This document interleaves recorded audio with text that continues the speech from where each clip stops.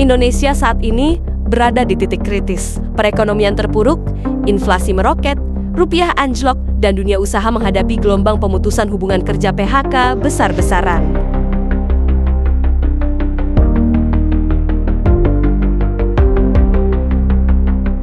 Hutang luar negeri semakin menumpuk dan jatuh tempo dalam waktu dekat. Sementara investor asing berbondong-bondong menarik modalnya. Negara yang dulu menjadi harapan ekonomi Asia kini berada di ujung jurang kehancuran.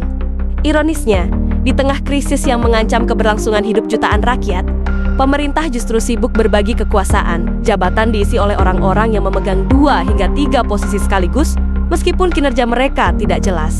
Bukannya fokus mencari solusi, mereka justru semakin memperkeruh keadaan dengan kebijakan yang tumpang tindih dan tidak efektif. Krisis ekonomi, rupiah jatuh, inflasi meledak, dan PHK di mana-mana. Krisis ekonomi ini bukan sekadar isu kecil, ini adalah ancaman nyata yang menghantam semua sektor kehidupan. Beberapa indikator yang menunjukkan betapa parahnya situasi ini. Pertama, rupiah terjun bebas, beban rakyat meningkat. Nilai tukar rupiah terus melemah terhadap dolar AS dari sebelumnya berada di kisaran Rp14.000 sampai Rp15.000 per US. Kini rupiah telah menyentuh angka Rp17.000 dan terus merosot. Akibatnya, harga barang impor melonjak drastis, termasuk bahan baku industri dan kebutuhan pokok seperti beras, minyak goreng, dan daging. Para pedagang kecil menjerit karena daya beli masyarakat anjlok, harga BBM naik, biaya transportasi membengkak, dan rakyat semakin kesulitan memenuhi kebutuhan sehari-hari. Kedua, inflasi tak terkendali. Harga kebutuhan pokok melonjak. Inflasi sudah melebihi batas wajar. Data dari Badan Pusat Statistik BPS menunjukkan bahwa harga-harga naik secara signifikan dalam beberapa bulan terakhir. Sektor pangan mengalami inflasi tertinggi, dengan kenaikan harga beras mencapai 30% dalam 1 tahun terakhir. Akibatnya, masyarakat kelas menengah ke bawah semakin tercekik, tabungan mereka terkikis, daya beli melemah, dan jutaan orang terancam jatuh ke dalam kemiskinan. PHK massal, jutaan pekerja kehilangan mata pencaharian. Gelombang PHK terus meningkat di berbagai sektor, mulai dari industri manufaktur hingga startup teknologi. Perusahaan-perusahaan besar seperti Gojek, Tokopedia, dan beberapa industri otomotif mengumumkan pemutusan hubungan kerja karena ketidakpastian ekonomi dan tekanan finansial. Data Kementerian Ketenagakerjaan menunjukkan bahwa lebih dari 1,2 juta pekerja telah di-PHK dalam 6 bulan terakhir, dan angka ini diperkirakan terus bertambah. Tanpa adanya lapangan kerja baru, pengangguran bisa meningkat drastis dan menciptakan ketidakstabilan sosial. Keempat, investor kabur. Ekonomi Indonesia kehilangan kepercayaan. Para investor asing yang dulu menanamkan modal di Indonesia kini mulai menarik diri. Ketidakpastian kebijakan ekonomi dan ketidakmampuan pemerintah dalam menjaga stabilitas membuat mereka kehilangan kepercayaan. Salah satu indikasi nyata adalah keluarnya dana asing dari pasar saham dan obligasi Indonesia. Dalam 6 bulan terakhir, lebih dari 50 triliun rupiah modal asing telah ditarik keluar dari pasar keuangan Indonesia. Akibatnya, sektor investasi yang sebelumnya menjadi penggerak utama ekonomi mulai mengalami stagnasi. Proyek-proyek besar tertunda, lapangan kerja menyusut, dan ekonomi semakin lesu.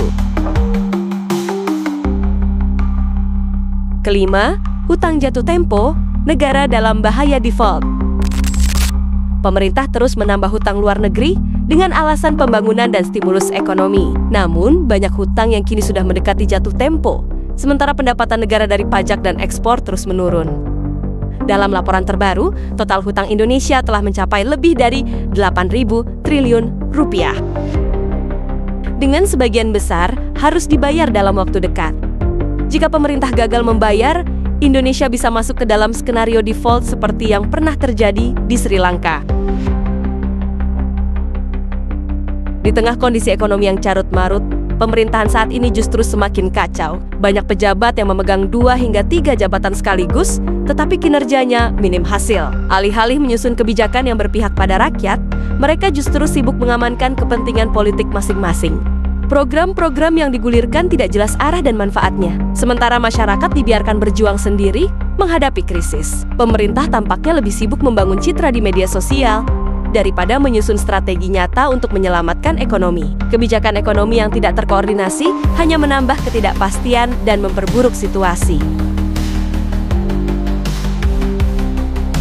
Belajar dari 1998, kisah sukses B.J. Habibie yang terlupakan. Kondisi saat ini mengingatkan kita pada krisis moneter ke 1998.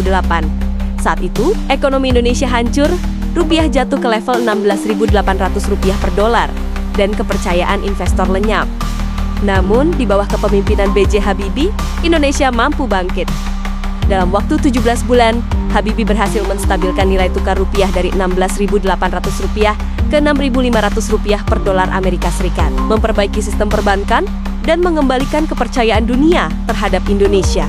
Ia melakukan reformasi ekonomi besar-besaran, memotong birokrasi yang berbelit, dan menerapkan kebijakan yang fokus pada stabilitas ekonomi.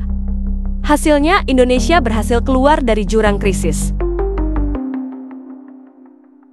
Namun, di pemerintahan saat ini, kebijakan seperti itu nyaris tidak terlihat. Tidak ada tindakan konkret untuk mengembalikan kepercayaan investor, tidak ada upaya serius dalam menjaga nilai tukar rupiah, dan tidak ada strategi jelas untuk mengatasi inflasi.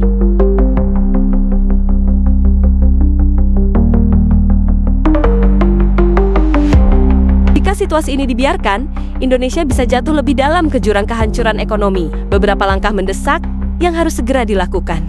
Pertama, stabilisasi rupiah. Bank Indonesia harus melakukan intervensi pasar dengan strategi moneter yang lebih agresif untuk menghentikan pelemahan rupiah. Kedua, reformasi kebijakan fiskal. Pemerintah harus mengurangi belanja yang tidak perlu dan fokus pada pengurangan hutang.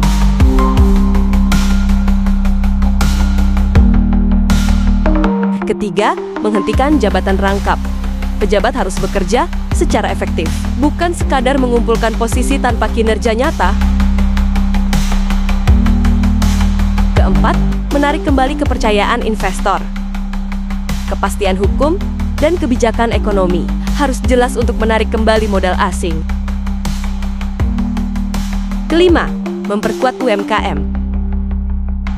UMKM adalah tulang punggung ekonomi rakyat. Dukungan nyata dalam bentuk insentif dan akses modal harus diberikan. Keenam, pemberantasan korupsi yang serius, bukan sekadar slogan, tetapi penindakan nyata terhadap korupsi yang menggerogoti ekonomi negara. Indonesia di titik kritis, waktu semakin menipis.